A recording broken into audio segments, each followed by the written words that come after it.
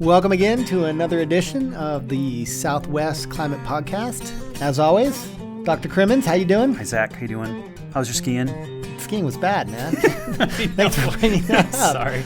You're preluding what we're going to talk about. I know. I think you're out doing some field recon. Yeah, Can't you call that like field work? I was up skiing for a couple days over Super Bowl weekend in Utah. You know, it's the best snow on earth, I think, is on their license plate. It was terrible. It was dry. We even tried to plan, our trip based on climate. So you're trying to actually use the stuff we talk about? You see how dicey that is. We've done that now 6-7 years in a row. I remember that. It's worked once. I remember having these discussions. Wait, we're getting ahead of ourselves. We're getting ahead of ourselves. We could just cut to the chase and call it right there. But I appreciate you. I was worried about you. I was thinking about you. When you're out skiing, and I was here dealing with record heat and record dry conditions, wondering how your skiing time was going. So that's it. So what we're going to do in this podcast is talk a little bit about what the heck's happened in the last month and a half or so since we've been back, and try to deconstruct the dry conditions. Try to explain how our bets are going to turn out as far as precipitation amounts. I figured we'd just get them all out. It's like kind of a little therapy session. Let's just get the hard stuff out early, and then we can talk it out. All right. So the big picture, dry and warm. For the most part across much of the West. We'll talk about that. And of course, that's feeding into a number of impacts, from snowpack to stream flows to even what could be a pretty early and severe fire season.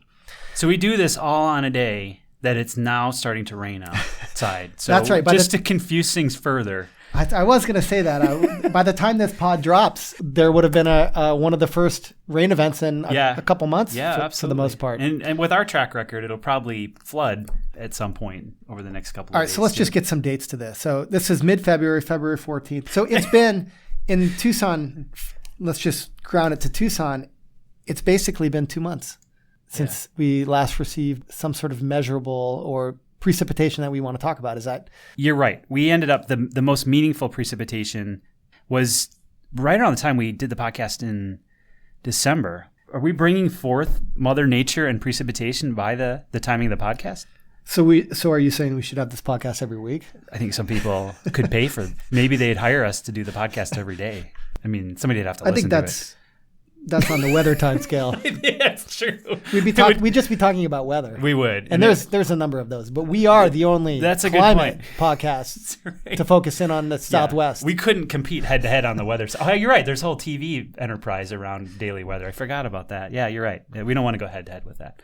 So fair enough. December was the last time in Tucson that we had a meaningful precipitation event. We did have a spit in January. But as I was clicking around on some of our data here, the northern part of the state actually ended up having a decent precipitation event in January. So we had the inverted upside-down climate of Arizona in December, where southern Arizona ended up getting some of the more of the precip events or precip event, similar to what we're seeing today as it started tracking through southern Arizona. In January, it was a little bit more right side up, which was northern Arizona picking up some precip and even some snow at higher elevations. But again, this is not knocking anything off the charts in the positive direction. Yeah, you're talking about one of the few events that we've had. Bar's very low, right? It's easy to talk about events when you only have a couple of them, for sure.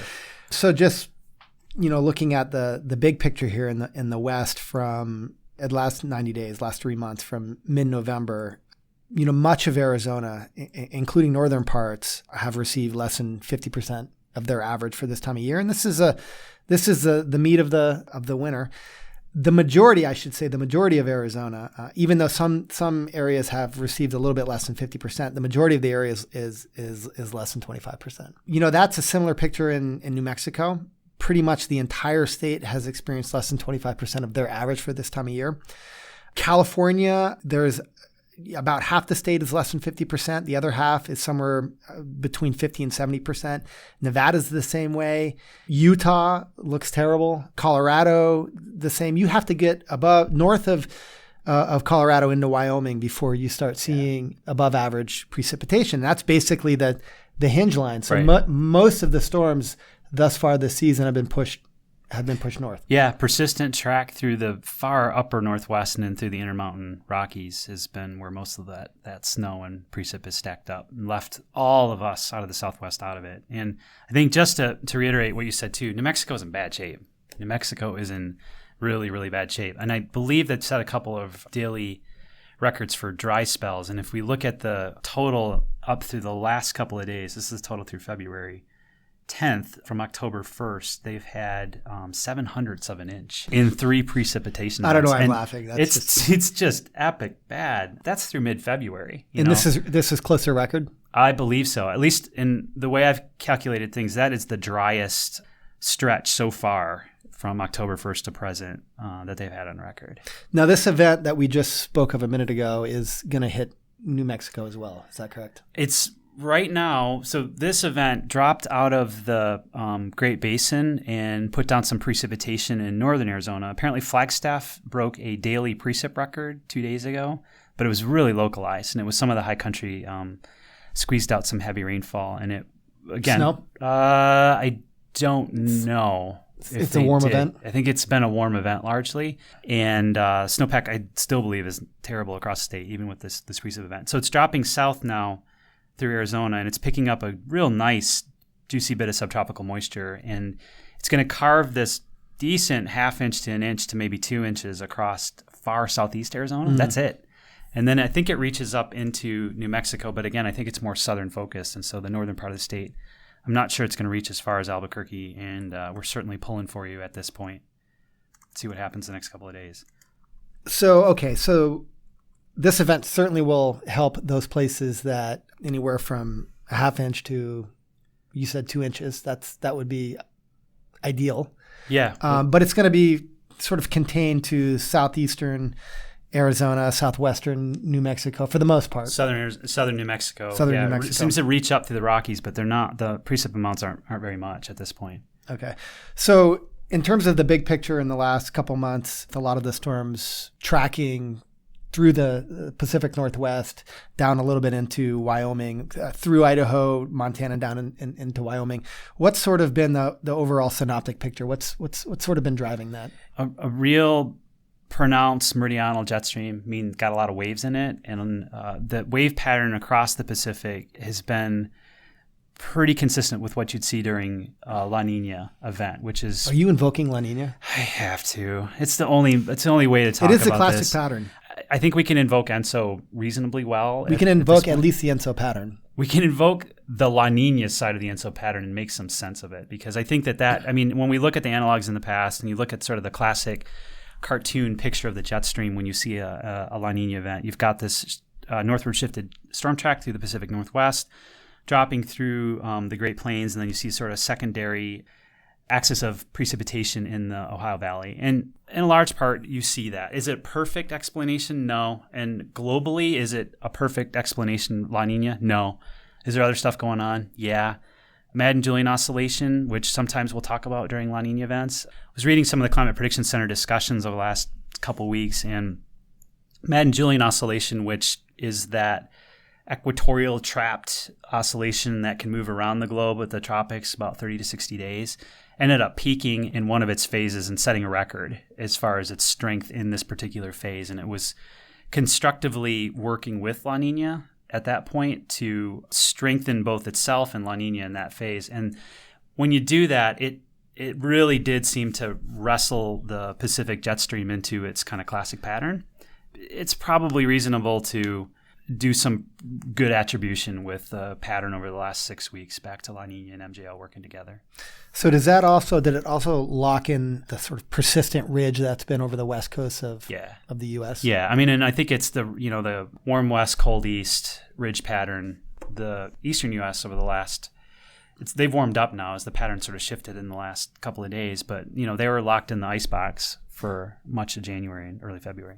So I remember, not too long ago, a couple of years ago or 3-4 years ago, when California was in the midst of, one of its historic droughts, a lot of the talk was this ridge that just built up this over the West Coast and just stayed there and basically helped divert whatever storms that would move in off the West Coast north of California. And we have a similar pattern that's been persistent for the most part the last couple months. Yeah, that's a good point. And I think that you can get different mechanisms to drive that same pattern. And La Niña certainly seems to fit right now, but we've had that ridge pattern originate when it hasn't been as La Niña-ish, right? And I think I think it all points back to patterns in the Pacific Ocean and where that tropical convection is occurring and how that influences the jet stream upstream and where it ends up dumping those wave patterns downstream. And I think there's a couple different pathways that give you something similar. And you'll see slight shifts in the ridge axis too. If it's like right overhead and screaming up the whole west coast, then the Pacific Northwest will get out of the action too. And you can have it where it's slightly off and the ridge axis is a little bit more out in the ocean, and then that will allow the troughs to drop down through the Great Basin and then into us. And we've had that happen a couple of times with that subtle shift in the ridge axis, and then you get, the Weather Service likes to call them inside sliders, and I kind of like that way of thinking, where this little bowling ball of a low pressure system will drop through, and it will bring a blip in the weather down here, but typically it doesn't have any moisture with it, and will create a cool down, some windy conditions. If it had any moisture to work with, either bringing it with itself from the northwest, or it was able to tap into any tropical moisture to the south, we'd get a little bit of precip out of it. And that just hasn't happened that often. No, just hasn't happened. But we've had a few of those inside sliders. So that axis ridge position has moved westward a little bit. It's wobbled. It's kind of moved around a little bit. But it's always sort of been It's around. always been there, right? And so if you think about, so what's a quote-unquote normal winter? What you should have happen is a lot of sort of building and retreating, right? Not blocking, not sort of stuck. Building of retreating of the ridge. Yeah. So and then maybe flipping, or progressing, where you get into the west getting into a trough and then the east getting into a ridge. That's actually what's happening right now.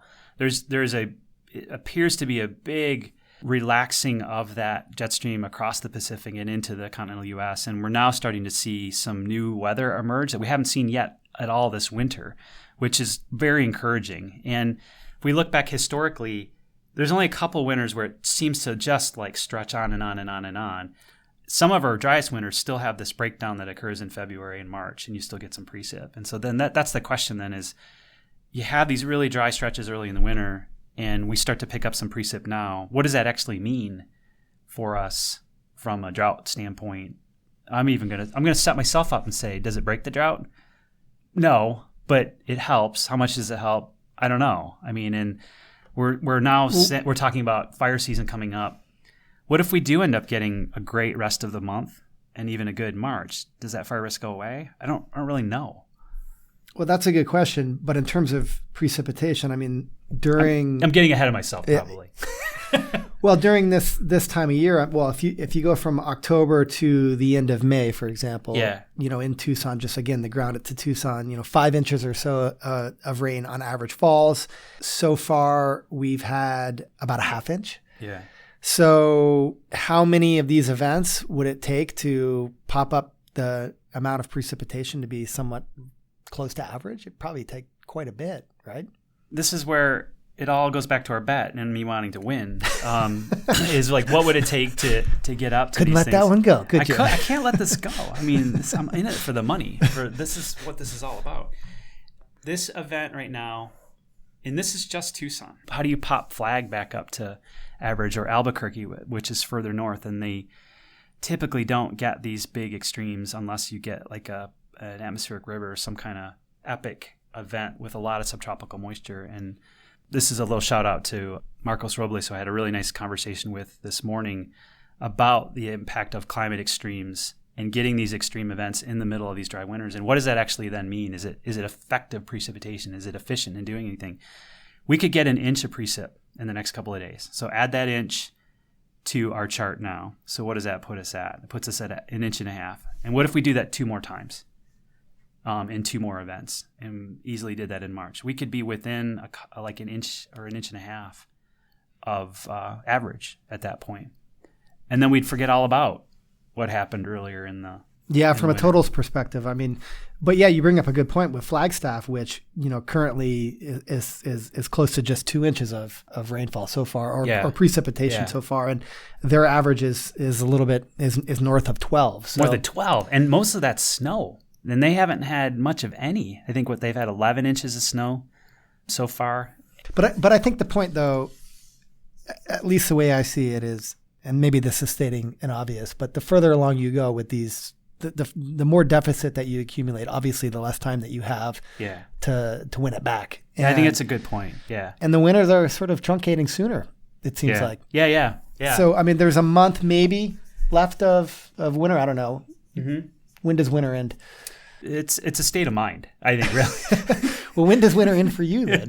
Perpetual Or are you winter. already out of winter? I called winter like December 15th. I just figured we were skipping winter never it. happened. I already moved on. Yeah, I put all my coats away and everything. Yeah, the first 90 plus Fahrenheit day. Yeah, it was basically it. Yeah, as I was outside in December, and I decided we were skipping winter.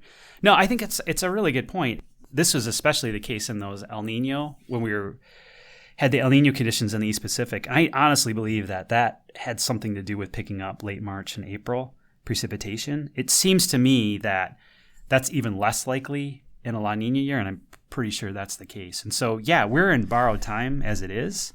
And February and March are third period, fourth quarter. I don't know. Take your sport. Well, I do remember not too long ago, actually a couple of years ago, when there was a sort of a bleak winter thus far in terms of snowpack up in the upper Colorado River Basin.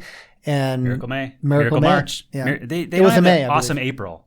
Was that what I think it was? They had one for every month. Yeah. We've been, we've been bailed out. Bailed out for sure. So what was the bet? I can't remember. I think I went bullish though. I was pretty bullish. You did. We should write this stuff down, I suppose, right? Well, I'm pretty sure that I was coming in at above average, but I was just trying to go against the conventional wisdom your payout would probably of La Nina. That's right. I was going for the high reward. That's right. High risk, high reward bet. But something that I learned not too long ago was we're in a back-to-back La Nina event. Yeah. Last year was also sort of a weak La Nina. We're a little bit above a week right now. I think it's more like weak to moderate. We'll add another category. Exactly. The sea surface temperatures are such that I think it's classified right now as a moderate event. Yep. Traditionally, back-to-back La Ninas, the second year tends to be stronger. Tends to be drier. That's right. That was an interesting ENSO climate blog. First off, the back-to-back La Ninas is not common. Even more uncommon is the second year being stronger. And again, it's just edging out last year. And then the impact of the La Nina in this study was showing that it was stronger the second year. So I think it was trying to make some sense of it. There's a lot of caveats in that study. One of them is eight events with not this very year. Many. Yeah. So it's a really, really small sample size. It's what we specialize in, which is small event analysis and extension. Put a t-test on a sample size of 8. That's right. Ooh, that comes out. Yeah, I mean, there was a couple interesting features about this back-to-back La Nina that maybe we're talking about. One of them was that of the 7 previous ones, none of them had a sort of flip in the summer to warmer sea surface temperatures, like a quasi El Nino event. This one did. Mm-hmm. Just something to point out. And then the second, as you said before, the second year is usually weaker, and this year has actually been stronger. So it's again. And I'm not sure that there's any sort of dynamics or physical mechanism that would suggest why that's the case. It's just sort of a statistical characteristic that's worth exploring. I think it's an interesting first step in sort of finding the pattern in the data, but I think that it was struggling with mechanism. The other thing I wanted to point out about this La Nina event is, and this is something that I've been sort of thinking about ever since we had that monster El Nino a few years ago. But the sort of global expression of this is not coherent. Yeah. Like we in the Southwest and much of the South actually in the Pacific Northwest, that sort of classic La Nina, wet pattern in the Pacific Northwest, dry in the South is holding. But if you look across the globe, the sort of traditional La Nina impacts aren't actually manifesting in the way that you would suggest. So it's really it's pretty spatially dependent on where you are. And that was the case a couple years ago during the really strong El Nino event, where those sort of impacts that you would expect from an El Nino event manifested in particular places as expected, but not here in the Southwest. The postmortem on this particular year is going to find some attribution that's a mix of the La Nina Bay State and the Madden-Julian Oscillation sort of sometimes fighting each other and sometimes working together, and then probably some other moving parts. The Arctic sea ice shift it's still out there, and it's probably part of the signal, and it may be small and it may be bigger, and it's hard to kind of use right now, I think, in operational attribution and operational seasonal forecasting, but there's just a lot of moving parts. It'll be interesting to watch the research kind of come out. There's something else that we should talk about, which is just very briefly before we discuss the impacts. But in addition to dry, it's been above average temperatures. Sure has. Yep. Over the last 3 months, the average temperature in terms of it's been the record warmest across much of Arizona over the last 3 months. Yeah, average over the last November, 3 months. December, January. Yeah, it's pegging in the 1895 to 2018 record is in record warmest or top 10%. Southern California, Southern Nevada, Southern Utah, Southern Colorado, and much of New Mexico has experienced that as well. So dry and warm, of course, that's had a pretty pronounced impact on the snow when we've got it. Yep. So the snowpack, so maybe we can transition, talk a little bit about what's sort of the impacts of the last few months of warm and dry conditions. And obviously the thing that jumps to my mind is the snowpack situation, which across the West, if you look at just the snowtail sites, these are places that monitor in high elevations the snow water, the water content in the snowpack or the depth of snow. And you sort of cue this map into the lowest or the second lowest on record, and the map just sort of pops with, red colors. So there's a number of snowpack stations across the Southwest, California mountains particularly, but also in Utah, as we talked about earlier, Colorado, and obviously in the high country here in the Southwest. So that's a really bleak snowpack picture. Yeah. It's been that combination of ridge across the west, storm track shifted to the north, and not getting the precip and then having the temps. And then when we do sort of squeak in a storm, it tends to have a pretty high snow level. And I think, to talk about this event that's coming through right now is the snow levels are above 9,000 feet for most part. So it's southern Arizona, so it's already not really reaching the high country of Arizona for the most part. But as it clips the Sky Islands, it's only going to get the very tippy tops with snowpack, which is, kind of unusual for a mid-February storm to be this warm with this high of snow levels. So much of the high country could use a number of storms in the next few months. Awesome April or Miracle May. Yeah, Miracle March. Maybe March. Yeah, I don't really know. What? I think that would actually just be normal, right? Yeah, it would. Yeah, March. So like peak snowpack in the Southwest is typically March 1st, I think. Okay. So we do it a month earlier than April 1st for the rest of that. So we've got 2 weeks. So what does a 2-week forecast look like? It's better than it has been in the last 6, but it's not an El Nino epic train of storms by any means. So the snowpack obviously is a direct indicator of stream flow runoff. And so the forecast for the April to July or April to June runoff in a lot of these streams is equally pretty bleak. So the one that many people and, a lot of the media pays attention to is obviously the Colorado River. The latest forecast suggests that total runoff between the April and July period, that's the peak time, will be about 47% of average. That's really low.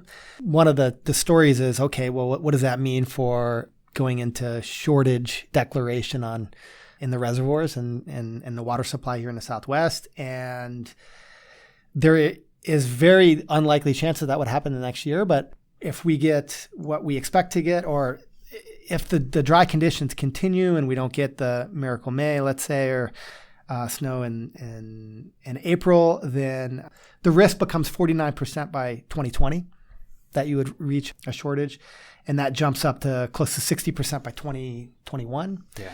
So we're inching closer now.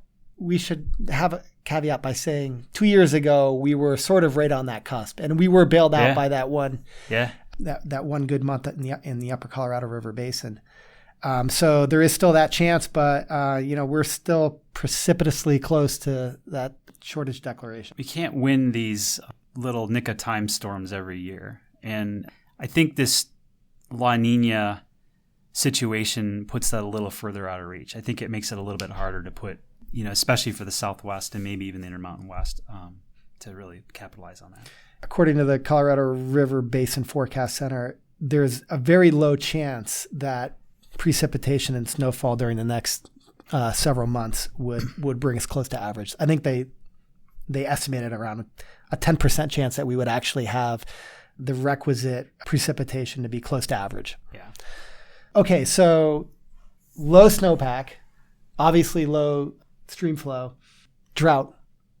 Another thing that's on the rise. Yeah, so the Drought Monitor, which have been communicating with some of the Drought Monitor authors and State Drought Committee here and watching the discussions in New Mexico are pretty serious. And there's been a lot of pushing out of and deepening in drought in every direction across Arizona and New Mexico. And we're continuing to just about in every geographical direction extend out the severe drought and even introducing some lower drought categories because of the conditions we've had. How much would an event of, let's say, an inch and a half matter for the drought?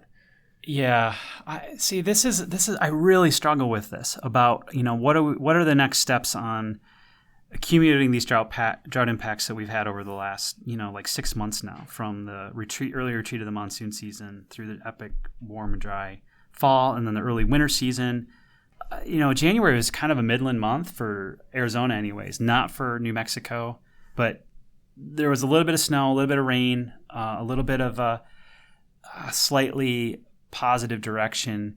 But we've had all these cumulative impacts prior to that. So it's really sort of settling on making sure that the drought map accurately reflects those impacts prior to that. And then it's kind of a wait and see. I think that at best you start to get these precip events on top of it, and then maybe you hold steady, and then you try to watch how the rest of the spring evolves going forward. Because you can, I think, be pretty quickly swayed to it being much better than it really is by because you're kind of emotionally, the bar is so low that you get excited about 2 weeks of precip, but you forget that live fuel moisture in trees is really low, and you've got all sorts of other soil moisture impacts, and you've got low stream flows, and all the other impacts that have accumulated over time are still there.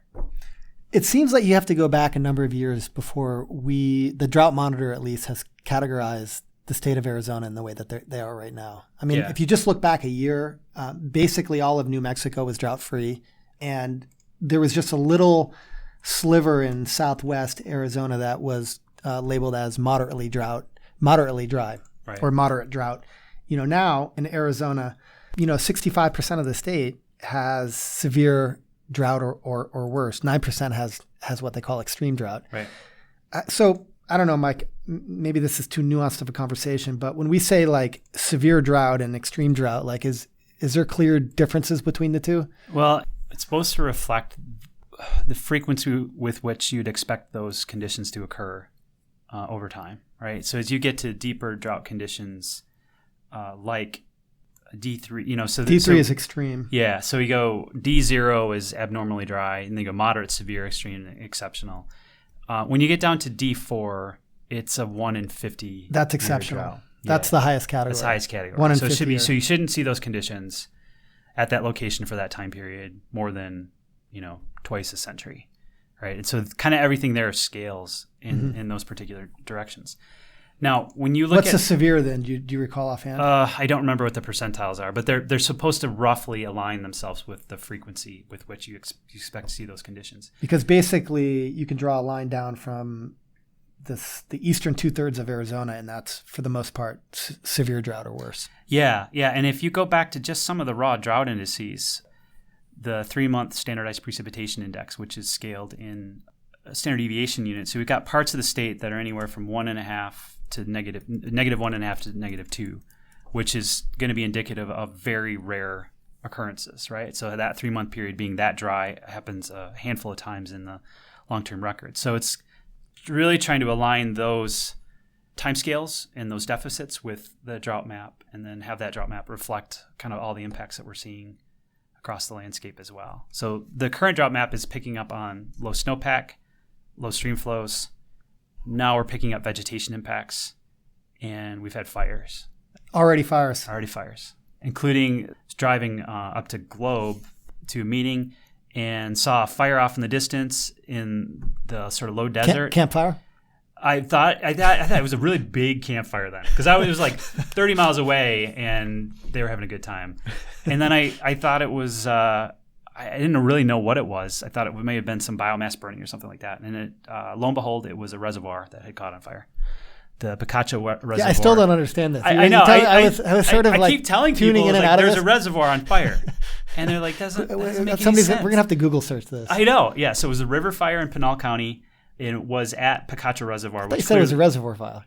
It's called the river fire. Like that's what they call it. Okay. The river fire, dubbed the river fire at Precip Reservoir. I'm just messing with you, man. Thanks, man. That's really helpful. Yeah, I was confused enough by it. All right, go ahead. Go ahead. So didn't have any water in it, and all the brush in it caught on fire, and then so it burned. It burned through the dry. The reservoir had no. The reservoir had no water in it, right? So that was probably the first indication that there's a drought impact. The second was that it caught on fire. Second impact. I don't know what the third would be. But there is also another fire that's in southeastern Arizona as well. There have been a couple. There was a fire in Altar Valley, which was the Altar fire, and then the Knob Hill fire. We had a couple fires, and there was a fire, lower grassland fire in Santa Rita's. If you look at the outlooks for the fire season already, I mean, again, this is all sort of drawing off of the same sort of story, but those outlooks are, calling for above average fire season, as we move into our fire season. Yeah. I think it's probably that we got to keep our eye on the ball with the weather turning a little bit wetter these next couple of weeks and maybe cooler. We still have a lot of problems, right? I mean, the streamflow forecasts are not good, and the chances of us pulling out of that are very minimal, especially in Arizona. Upper Colorado may pull out a Miracle May. Who knows, right? I mean, that they can do that. We typically don't. We don't usually get that stuff that's far south.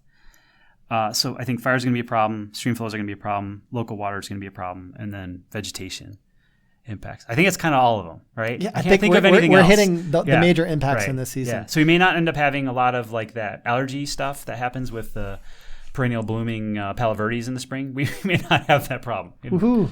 Trying to look for a positive sign, right? A dead tree doesn't make any flowers. So that's kind of a terrible thing to say on Valentine's Day, isn't it?